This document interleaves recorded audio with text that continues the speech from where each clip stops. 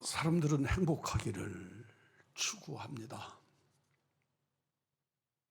그런데 이 세상에는 완벽한 행복이란 존재하지 않습니다. 1%의 슬픔도 없는 행복, 단 한 번에 불행하지 않는 행복, 그랬으면 좋겠지만 실제로 그런 행복이 없습니다. 그래도 우리는 행복해야 합니다. 행복하게 우리가 사는 것, 그것이 하나님이 우리를 향하신 뜻이기 때문입니다. 하나님은 우리가 행복하기를 기대하십니다. 슬픔과 고통 속에서도 세상의 사람들은 행복은 무한히 즐겁고 그 즐거움이 반복되고 계속되는 것이라고 생각하지만 때로는 슬픔과 고통 속에서도 주님 안에서 행복하게 사는 것. 우리 모든 우왕중왕의 교우들이 하나님 안에서 행복하기를 주의 종은 날마다 기도합니다. 어떻게 하면 행복할까요? 오늘 본문의 말씀은 행복의 비밀을 말씀합니다. 4절입니다. 주 안에서 항상 기뻐하라. 내가 다시 말하노니 기뻐하라. 우리는 기뻐하라고 하는 말에 방점을 찍지만 오늘 성경은 주 안에서입니다. 우리의 행복의 모양도 시작도 결론도 주 안에서입니다. 이 말씀이 정말 놀라운 것은 우리 주님이 우리를 향해서 기뻐하라고 말씀하셨기 때문에 놀라운 것이 아니라 사도 바울께서 이 말씀을 빌립보서에 보낼 이때가 바울은 로마 감옥의 사형수로 갇히어서 그 감옥 안에 갇혀있는 사형수가 자유인들을 향하여서 기뻐하라고 말씀하고 있기 때문입니다. 2000년 전 로마 감옥에서 그리고 그 결론은 이미 정해져 있는 것이죠. 재판이 미루어지고 있어도 이미 그 재판의 결론은 사형이라고 하는 것이 정해져 있는 죄수가 뭐가 기쁜 일이 그 안에 있겠습니까? 당시 로마 감옥은 습기찬 지하실로 흙바닥에 벌레가 기어다니고 음식은 짐승들에게 주는 음식을 꼭 돼지 밥을 주듯이 그렇게 던져주는 음식을 손으로 받아 먹으면서 손과 발에 착고가 채인 그 죄수 사형수가 반대로 자유롭게 그리고 주 안에서 살고 있는 우리들을 향하여서 기뻐하라고. 그 기쁨의 내용이 우리가 생각하는 것과는 사뭇 다른 것이구나. 그 기쁨의 내용이 우리들이 깔깔대고 재밌어하고 즐거워하고 몇 사람들이 어우러져서 막 방송하는 그런 기쁨과는 좀 내용이 다른 기쁨인 것 같다 하는 뉘앙스가 충분하지 않습니까? 요사이 얼마 동안 박근혜 대통령의 옥중기를 읽고 있습니다.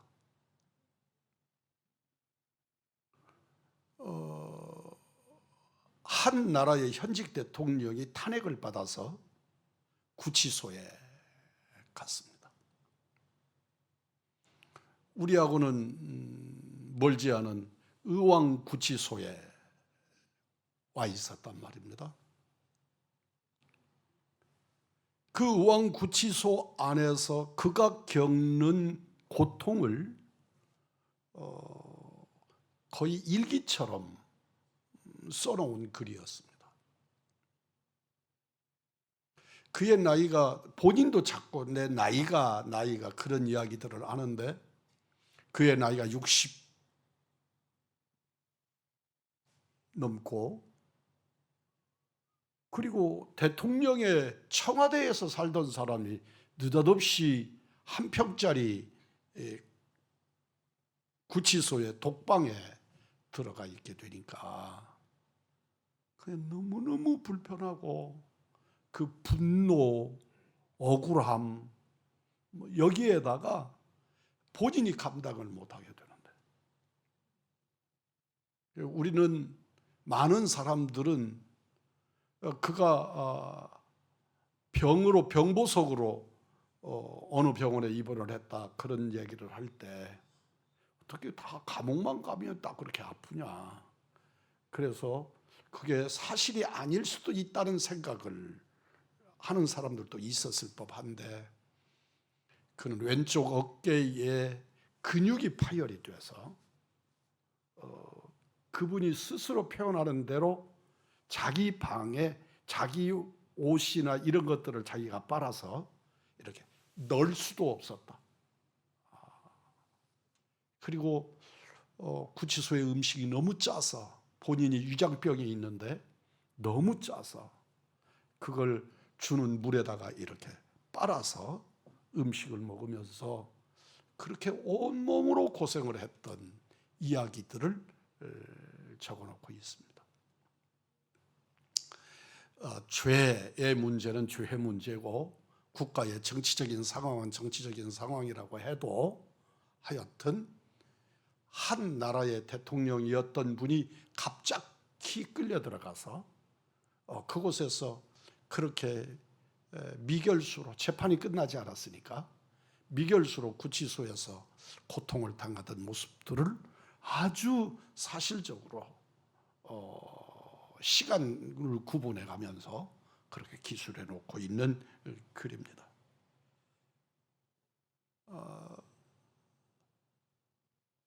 그가 한 평짜리 방에, 겨울에는 너무 추웠고 여름에는 너무 덥고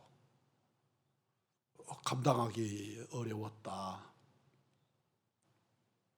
우리 사도 바울께서는 오히려 오늘날의 구치소 한 평짜리 방은 사치스러운 곳으로 보였을 겁니다. 제가 들어가 본 로마의 감옥은 정말 암굴이었고, 그로 통하는 문은 천정만 있는, 그리고 그 바닥은 돌을 파서 만든 감옥이어서 그 냉기가 여름철에 막 뙤약볕에 이러다가 그곳에 들어가니까 꼭 에어컨 바람 앞에 서 있는 것 같은, 그런데 노인네가 손과 발에 착고가 차여 있는, 그리고 음식은 짐승 음식 같은 것들을 내주면서 2년 넘게 감옥에 갇혀 있는 사도 바울이 지금 빌립보 교회 사랑하는 성도들을 향하여서 견뎌라 아니고 기뻐하라. 다시 말하노니 기뻐하라. 이 기쁨의 색깔이 뭘까? 이 기쁨의 정체가 뭘까? 내가 어떤 일에 성취를 이루고 난 다음에 가져지는 기쁨과는 사뭇 다른, 색깔이 전혀 다른 그런 기쁨이겠구나.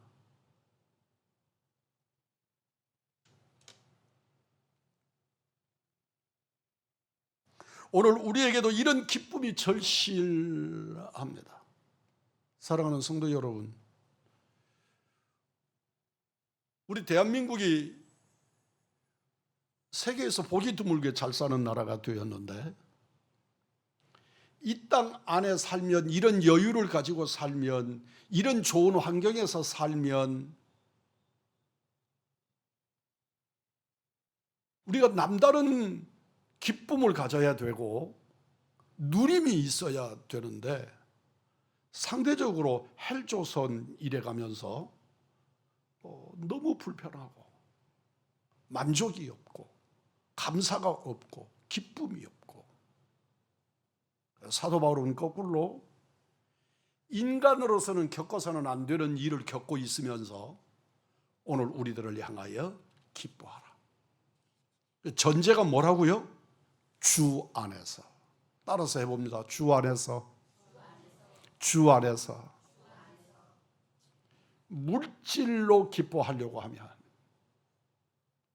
뭔가 성취로 기뻐하려고 하면 도저히 불가능한 예수 안에서 기뻐하라. 오늘 이 자리에 함께하는 우리 믿음의 식구들이 현실을 바라보면서 절망하지 않기를 바랍니다. 현실을 바라보면서 부대끼지 않기를 바랍니다. 우리 주님을 바라보고 그분으로 인한 기쁨이 충만하기를 주님의 이름으로 축복합니다. 예수님의 제자들의 제일되는 특징이 있었습니다. 그 시대의 예수님의 제자들이 갖는 독특한 예수님 제자들의 특징입니다. 요한복음 15장 11절입니다. 내가 이것을 너희에게 이르면 내 기쁨이 너희 안에 있어 너희 기쁨을 충만하게 하려 함이라. 너희에게 내 기쁨이 너희 안에 있어서 너희 기쁨을 충만하게 하고자 한다. 예수님이 내 안에 계시며, 예수님이 나의 주인이 되시며, 예수님이 내 삶의 목표가 되면 우리는 기쁨이 충만하게 되는 줄 믿습니다. 기쁨의 원인이 예수님이니까 감옥에 있는데, 배가 고픈데, 옷이 헐었는데, 환경이 암울한데, 아픈데, 그분 때문에 기뻐할 수 있는 은혜가 따로 있다는 것을 믿으시기를 바랍니다. 예수님은 십자가 고난 전에 마가다락방에서 이 기쁨, 예수님 자신이 당신으로 말미암는 기쁨을 제자들에게 주십니다. 요한복음 16장 22절입니다. 지금은 너희가 근심하나 내가 다시 너희를 보리니 너희 마음이 기쁠 것이요 너희 기쁨을 빼앗을 자가 없으리라. 여기서 이 빼앗을 자가 사람뿐만 아니고 환경과 형편까지를 포함하는 말씀입니다. 내 어떤 상황이나 형편이나 그 무엇도 주님으로 말미암는 그 기쁨을 빼앗지 못한다. 그래서 사도 바울은 사형수로 감옥에 갇혀서 짐승 같은 대우를 받으면서 그 차가운 돌바닥에서 노인네가 그렇게 인간 이하의 존재로 존재하면서 그런 기쁨이 충만했었다는 것을 함께 공유하시는 기간이 되기를 바랍니다. 우리가 예수 믿는 것은 종교인이 되는 것이 아니라 예수의 사람이 되는 것임을 믿으십시오. 우리는 이 시간에 드려지는 예배, 이 예배가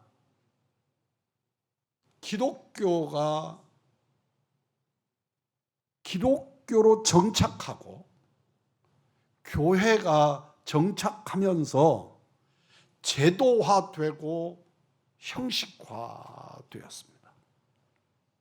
우리는 형식이 꼭 필요합니다.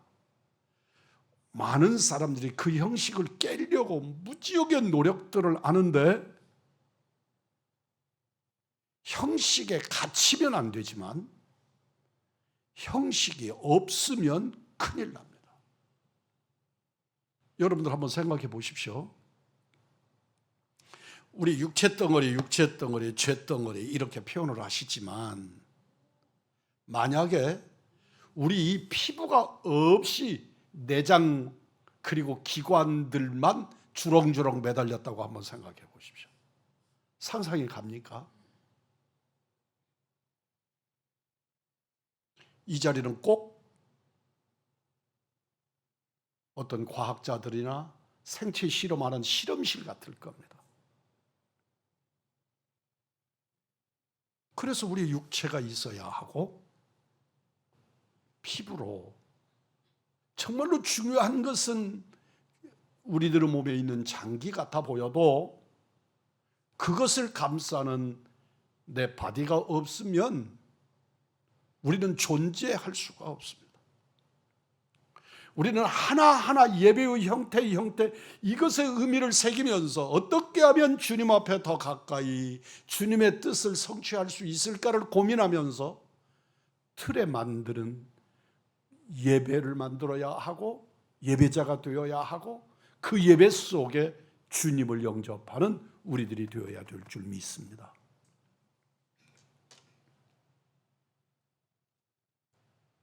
예수님의 기쁨을 가진 나,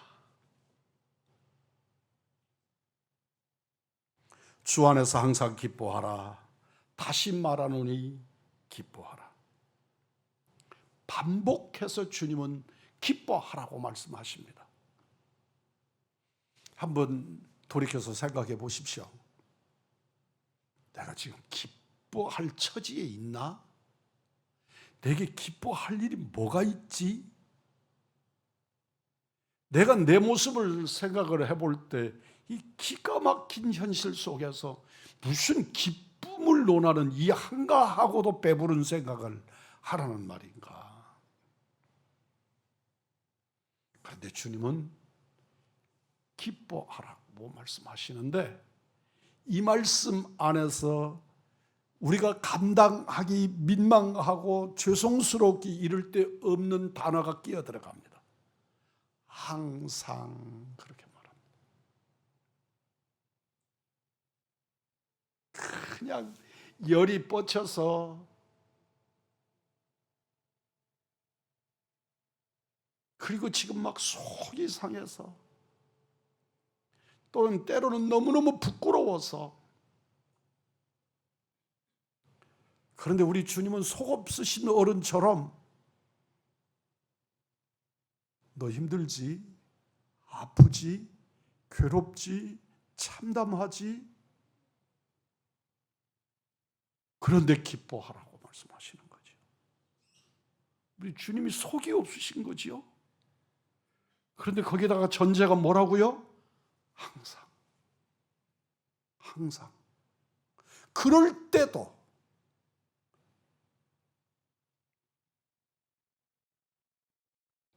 내가 평범하게 아픈 게 아니고 이 병의 끝은 사망이라.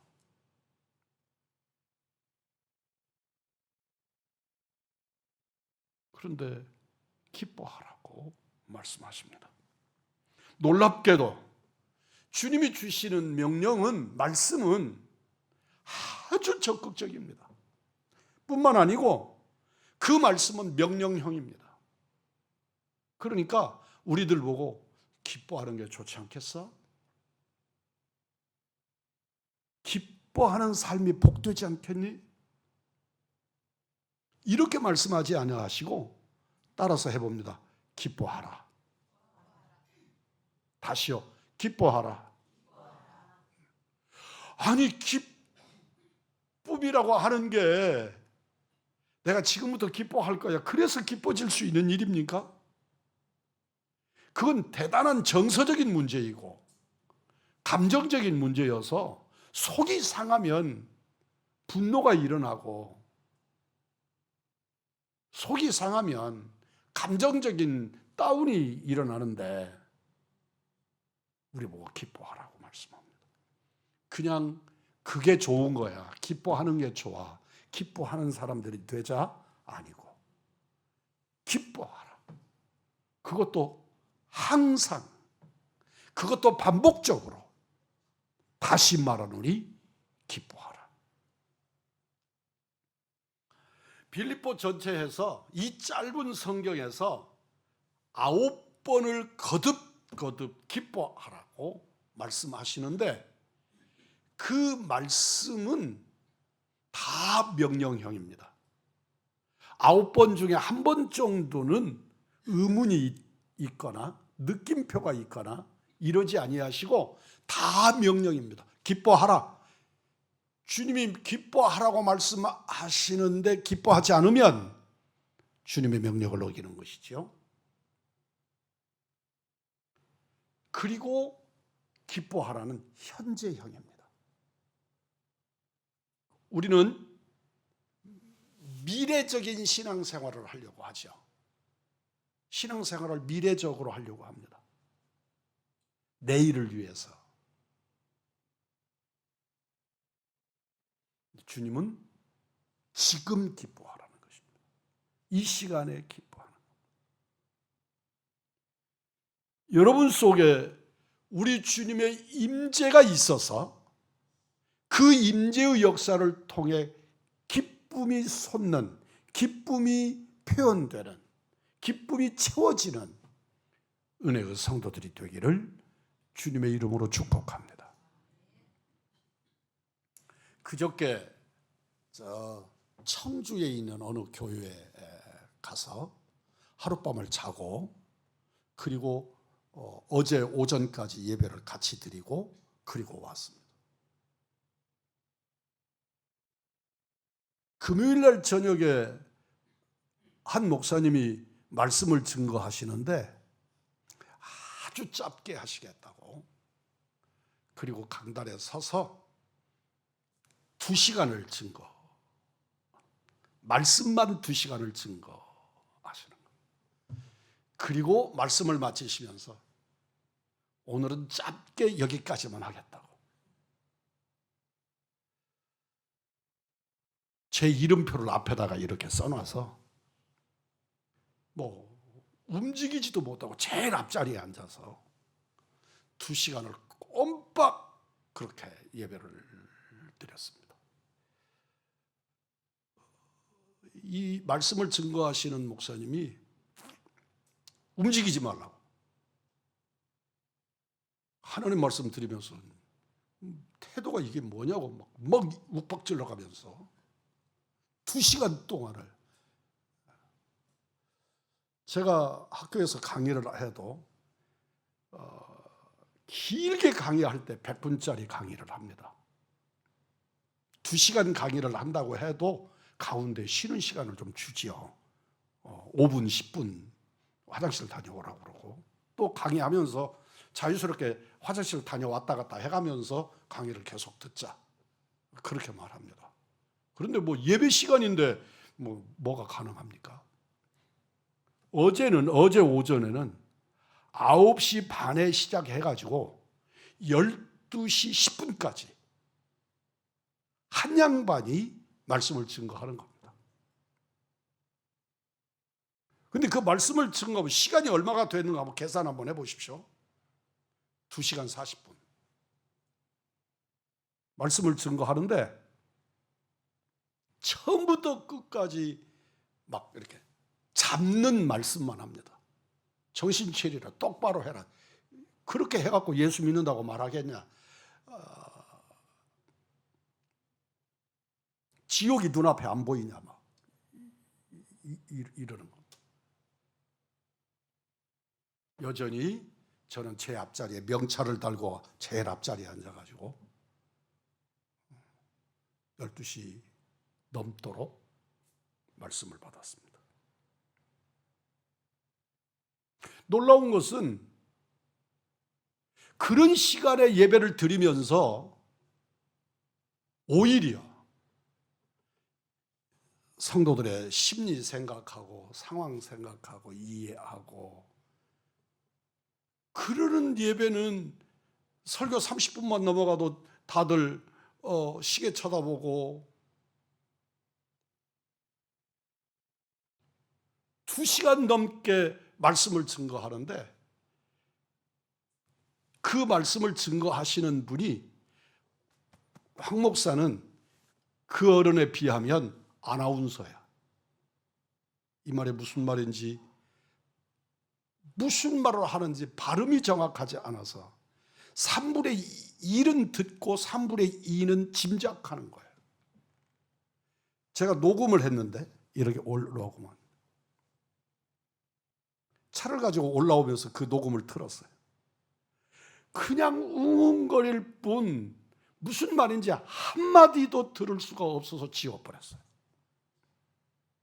그러니까 발음도 정확하지 않지, 장시간 동안을 그러는데 모든 성도들이, 그 자리에 앉아 있는 사람들이 끝나고 나니까 다 은혜 받았다 그러고 쫓아가서 막 은혜 받았다 그러고.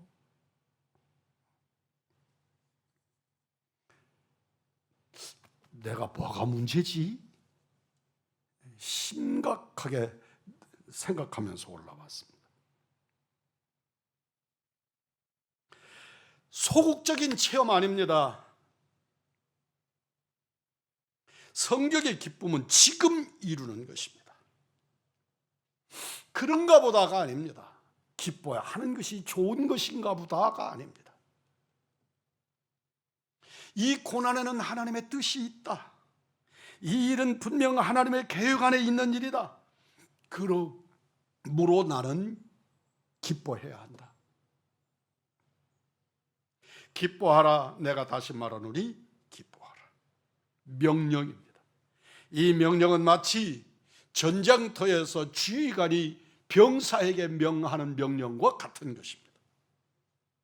자극적이고 선동적입니다. 해도 되고 안 해도 되는 것이 아니라 절대 복종해야 되는데 그 어떤 행동이 아니라 내 마음의 정서까지를 품는 기쁨을 누리라고 말씀하고 있는 것입니다. 여러분은 기쁨을 명령으로 받습니까?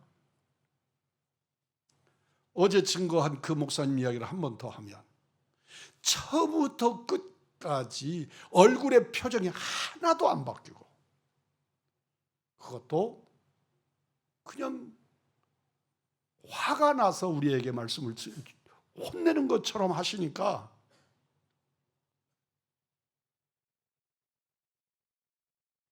어떤 상황에서도 기뻐할 것을 다짐하십니까? 어쩔 수 없이 받아들이는 것이 아니라 어떤 상황도 하나님께로부터 온 것이기 때문에 기뻐하기로 다짐하는 것입니다. 여러분은 기뻐하며 행복하게 살기로 다짐하십니까?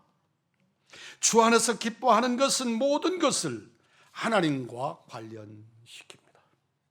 이 세상에 일어나는 일이 하나님과 무관한 일이 아무것도 없음을 시인하는 것입니다.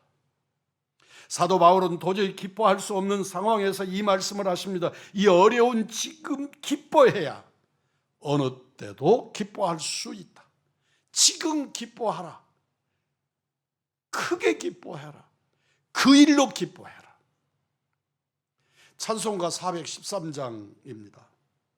내 평생에 가는 길 순탄하여 늘 잔잔한 강 같든지 큰 풍파로 무섭고 어렵든지 나의 영혼은 늘 편하다.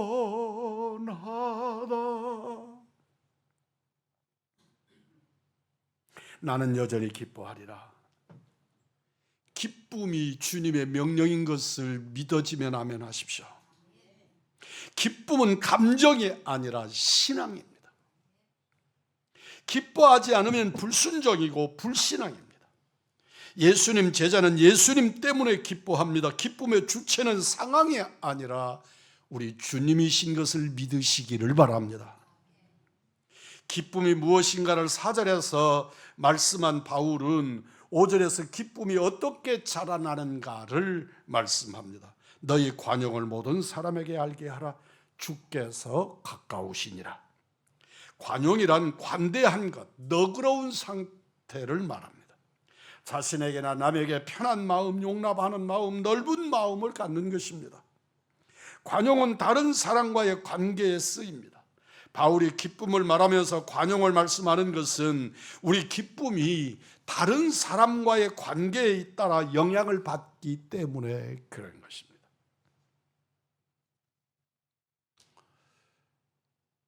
여러분, 가정에서 아내와 남편 그리고 아이와 함께 사는 세 사람 가족이 있다고 전제해 보십시다. 아내가 남편만 바라보면 화를 냅니다. 그냥 구박을 합니다. 그런데 망나니 같은 아이만 바라보면 기뻐서 어쩔 줄을 모릅니다.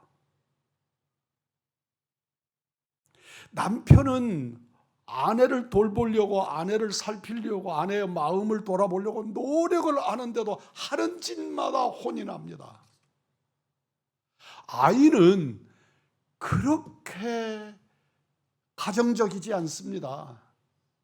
그런데 엄마는 그냥 아이만 보면 눈에서 하트가 일어나는 겁니다.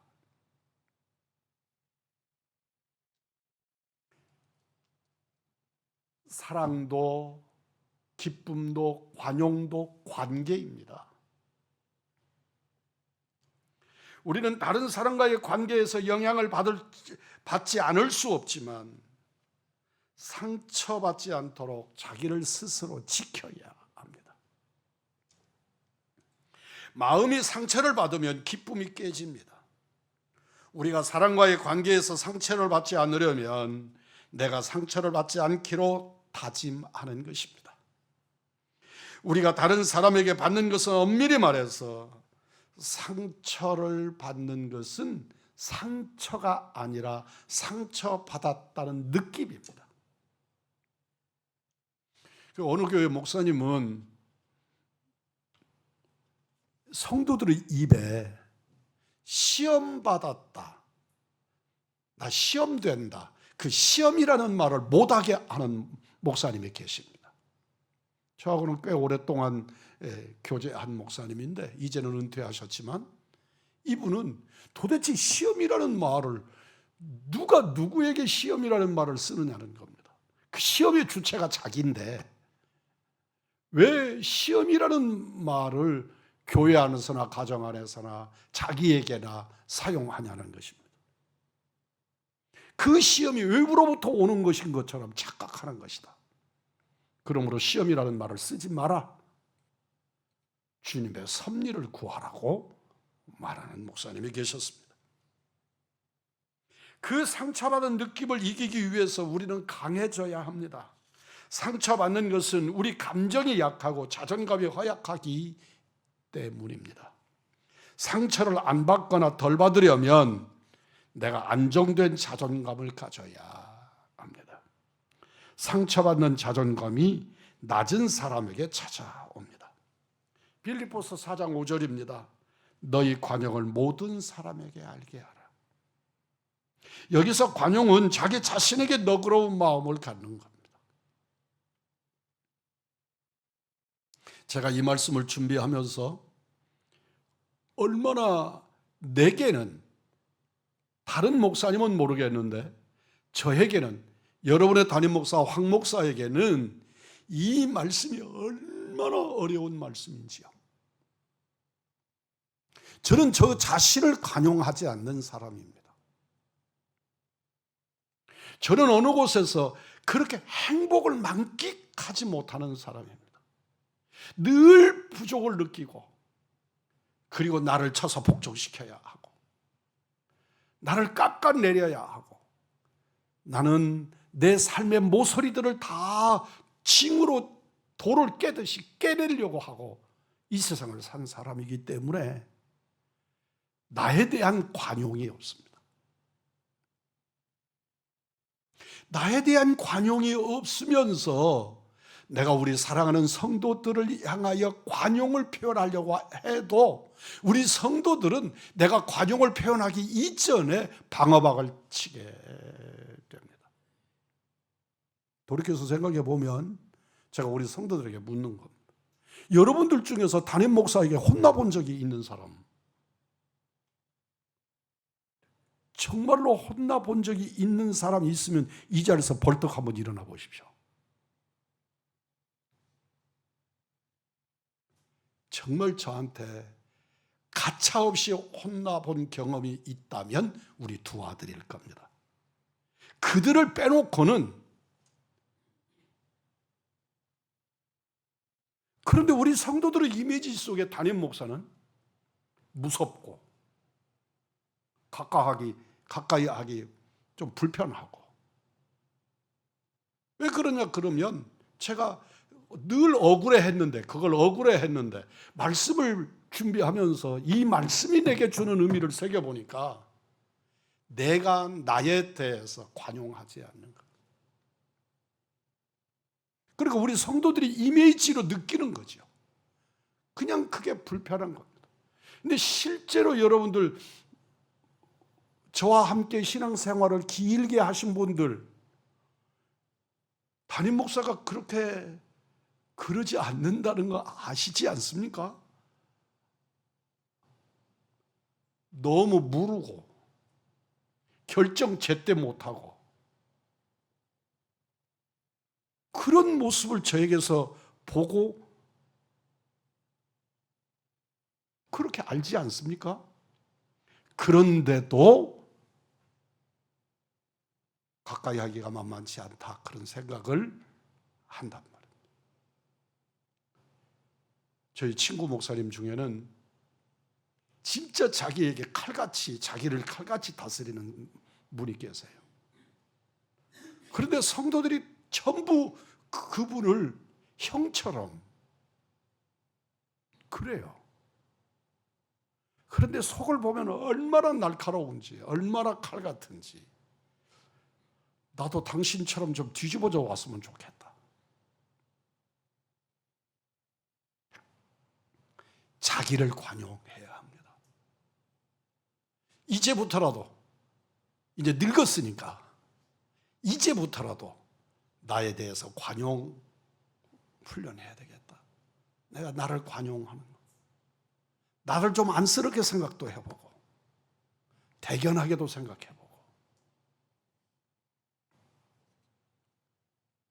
에베소서 4장 26절입니다. 분을 내어도 죄를 짓지 말며 해가 지도록 분을 품지 말라. 관용입니다. 관용. 분노를 오래 두면 제일 먼저 상하는 사람이 납니다. 저는 그걸 일평생 동안 뼈저리게 경험하면서 삽니다. 내가 의로운 분노든지 아주 감정이 상하는 분노이든지 분노를 내 마음에 품으면 제일 먼저 상하는 사람이 나라는 것을 이론으로야 몰랐겠습니까?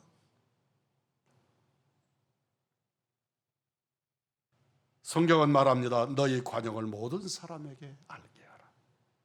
복수하지 않아야 하는 이유는 손해를 보기 때문만이 아니라 5절 하반절에서 말씀합니다. 주께서 가까우시니라. 억울한 일을 당했습니까? 때가 되면 주께서 갚으시겠다고 하십니다. 그런데 그 날이 멀지 않았다는 것입니다. 마음의 기쁨을 위해 관용을 배워야 할 또 하나의 이유가 있습니다. 마태복음 11장 28절입니다. 나는 마음이 온유하고 겸손하니 나의 멍에를 메고 내게 배우라. 그리하면 너희 마음이 쉼을 얻으리니. 사랑하는 성도 여러분이여, 주님으로 주의 은혜 안에서 주의 십자가로 쉼을 얻는 은총의 성도들이 되기를 축복합니다. 예수 안에 있는데 내 심령이 쉼이 없어. 내가 신앙생활을 하는데 신앙생활이 또 하나의 짐이야. 예수 그분이 내 쉼이 되지를 못해. 주님은 말씀합니다. 너희 마음이 쉼을 얻으리라. 그래서 주님을 배우고 주님의 멍에를 따라 주님과 함께 살라고 말씀하시는 것입니다. 예수님이 하신 말씀은 아주 어려운 말씀입니다. 어떻게 멍에를 매는데 자유이고 예수님은 그 무거운 짐을 지고 주님을 배우라고 말씀합니다. 사도 바울이 그 사실을 그대로 실천하고 있는 겁니다. 그래서 그는 감옥에 있고 돌바닥 위에서 냉기가 흐르는 늙은 몸을 이끌고, 그것도 이 감옥에서 나가서 언젠가는 햇빛을 보리라 아니고 죽어나갈 것이다. 목이 잘려 단두대에 사라질 것이다. 그런 상황을 가지고 자기를 하나님께 맡기고 그 안에서 기쁨을, 그 안에서 은혜를, 그 안에서 관용을, 오직 주의 짐을 진 사람만이 배울 수 있고, 배운다는 것, 그것은 곧 짐이지만 예수 안에 있어서 그분의 짐을 함께 질 때 우리는 은혜를 누리게 되는 줄 믿습니다. 예수 십자가의 그 십자가의 짐을 함께 질 수 있어야 합니다. 목사가 짊어지고 가는가 보자 그리고 따라오지 마십시오. 어떤 성도가 열심히 봉사합니다. 봉사하는 성도를 바라보고 나도 옛날 다 그랬어. 나 다 했던 일이야. 그리고 그 사람 뒤바라보면서 자기 감정 표현하고 느낌 표현하고 그러지 마십시오. 주 예수 그리스도의 짐을 함께 지고 주님을 따라감으로 은혜를 누리고 기쁨이 충만하고 관용이 넘치는 우리 우왕중왕의 믿음의 성도들이 되기를 원합니다. 갈라디아서 6장 2절입니다. 너희가 짐을 서로 지라. 그리하여 그리스도의 법을 성취하라. 우리 우왕중왕교회에서 그리스도의 법이 성취되므로 기쁨이 일어나는, 내 안에 예수 때문에 기쁨이 있는 은혜의 사람들, 우리 우왕중왕의 하나님의 사람들이시기를 주 예수 그리스도의 이름으로 축복합니다.